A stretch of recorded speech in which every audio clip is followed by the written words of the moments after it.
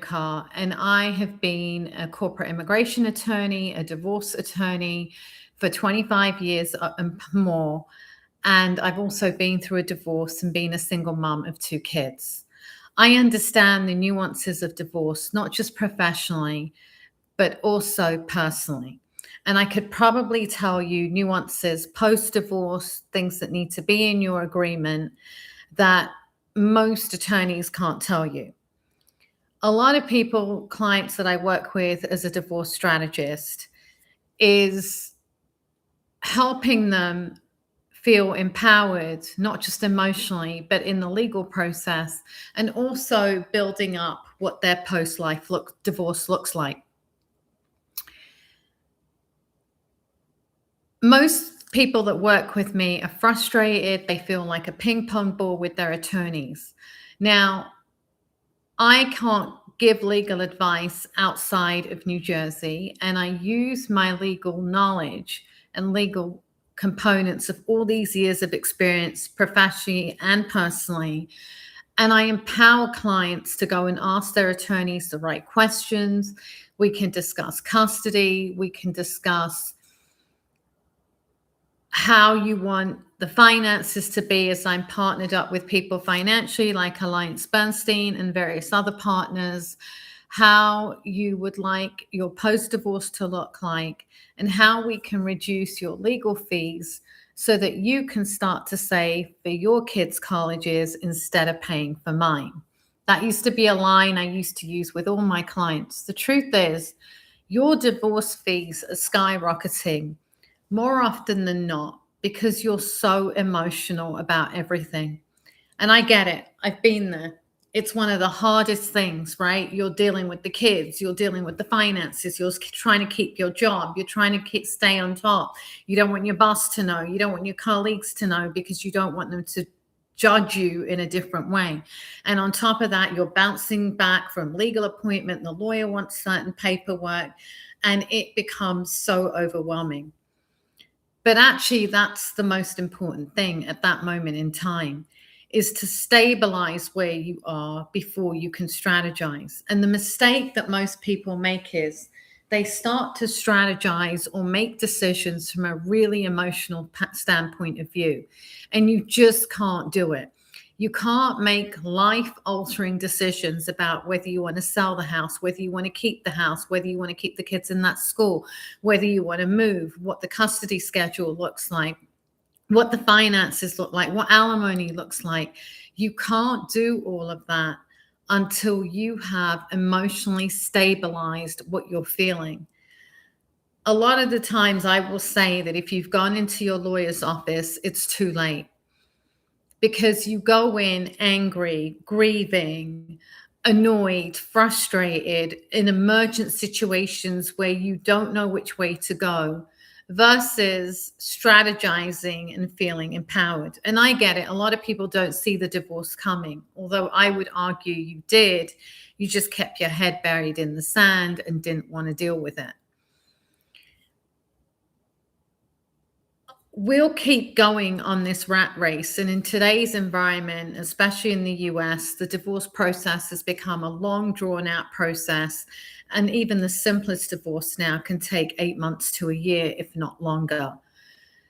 A lot of the times couples are living in the same house while that divorce is going on, yet you're trying to solve a lot of the issues that are coming up, and it becomes harder and harder. That's where somebody like me comes in, who will look at the emotional part, who will look at the legal part, who will look at the financial part, and help you feel empowered. And we'll talk up from the very beginning about what your post-divorce life looks like. Divorce is a devastating thing, but it doesn't mean that your family is broken. It means it's a redefined family unit. Your family will continue to be broken until both parties control their emotions and how they want to portray the picture of the other party to the children. And a lot of that can only be dealt with when we hold ourselves accountable, when we see where we're responsible for where we got to, and where we take responsibility and accountability. And that's what I mean by stabilizing your emotions. So today I'm going to talk about the S in the my S.A.F.E method that healed 4 decades of my trauma and also helped me move forward. People that work with me still have their attorneys, they have their therapists, but it is more of a structured environment. Their legal fees aren't skyrocketing. And sometimes you don't always have to fight in court to get what you want. Sometimes it's just understanding your perspective and understanding the things to fight for and the things not to fight for. Too many people are going into their lawyers' offices, using them as therapists, being all over the place, and then wondering why their bills are skyrocketing.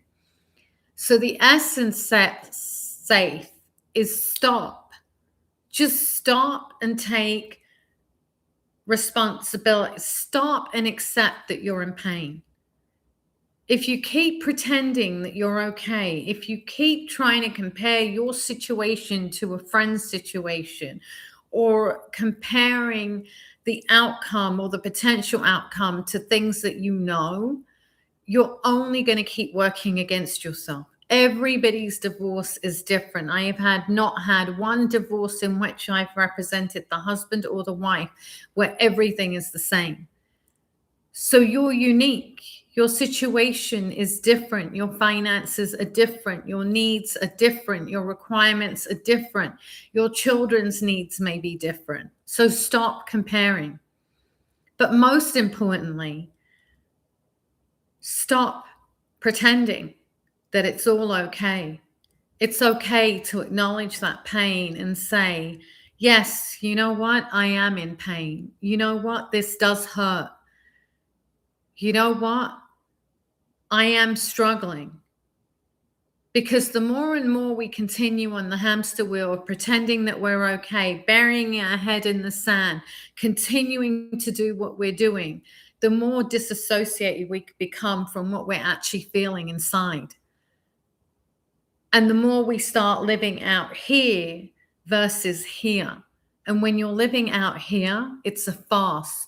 You slowly start to become further and further away from who you really are. And at some point, you stop forgetting, you stop feeling, you numb your emotions. You don't even know what you feel anymore. How do I know this? Because I've been there. I was diagnosed with an autoimmune disease. I was diagnosed with depression. I was ultimately, because I didn't listen, I was great at work. I just kept powering through. I kept winning the cases. I kept showing up. I kept working 80 hours a week. But I was dying inside. I wasn't dealing with what was going on. And ultimately, I didn't stop until I had a stroke. And then I had another one.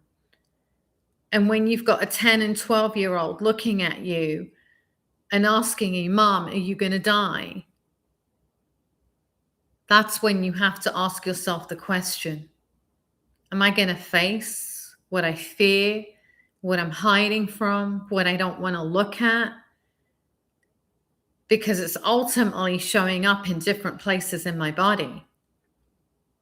And that's why I can say the things that I do from personal experience, from representing clients. Your first strategy has to be stop. Stop and acknowledge to yourself the pain that you're feeling. Because until you acknowledge that, you can't know what you want or what you need to get through. The first part of acknowledging the pain is saying to yourself, I feel this and I feel that. And sitting there and allowing yourself the space and the grace to feel it. When you feel it, like many mothers do, am I going to lose my children? Many fathers do, am I never going to see my kids again? When you breathe through it, when you work through it, is when you can make clear and decisions instead of litigating in court, instead of racking up those fees because you're coming from fear and you don't know what you're doing and you keep going and going without working out where these requirements are coming from. or whether they're even reasonable. The amount of people, especially women, that say, I want 100% custody of my kids. Well, really, do you? Because if you still have to pay 50% of the expenses, what happens when your kids get sick? What happens when you have to travel for work? What happens if you want a night out? I've had 100% custody of my kid. I know what that entails. And I wouldn't change a thing about it. But what does happen? It's easy to espouse these things, but what is the reality of it? And is it really healthy for you to keep a parent out of your child's life? If they're toxic and abusive, I get it. But if they're not, is that really the best thing for you, for your child? To have one parent excluded from their lives? Because that's the generational trauma that we continue. So if you get anything out of today's video, divorce is hard. It truly is a breaking down of your emotions and what you're feeling and what's going on. But instead of ignoring it and showing up at your attorney's office, first acknowledge the pain that you're feeling. Before you go in like a bulldog, I want to litigate this and I want this, and then you wonder why your attorney's fees are skyrocketed and you didn't pick the right attorney who fits your culture, who fits the needs that you have and what you're asking for. Clarity of what you're feeling. And that requires giving yourself space. That requires giving yourself the time. And I know I hear it all the time. But I'm getting divorced and I'm working. How do I have the time? You do. Maybe stop scrolling on TikTok for 20 minutes. Maybe get up 15 minutes earlier like I used to. Maybe go for a walk. If you don't have the time today, I promise you, the universe will make you find the time. I do this because I don't want people brought to their knees the way I was. I learned the hard way. And all of you out there that come to me to work with me that are upset that your attorney's fees are so high, or you fired one attorney, two attorney, or you're not getting this to move, or you don't know where you are emotionally and you're just ripping your hair out because you just can't figure it out. I promise you, it starts with you first.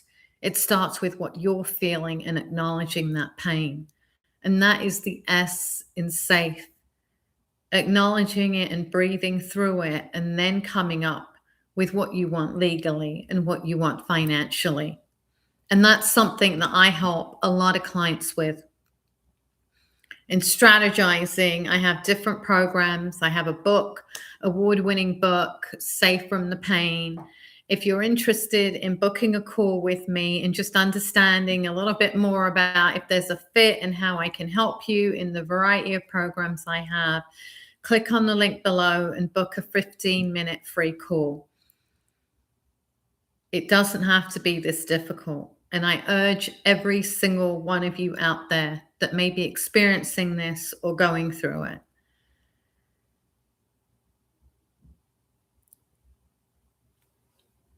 give yourself the space.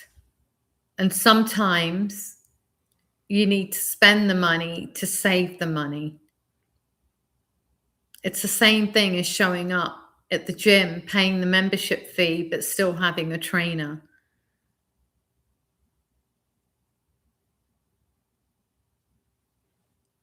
This is part of the work that needs to be done in a divorce.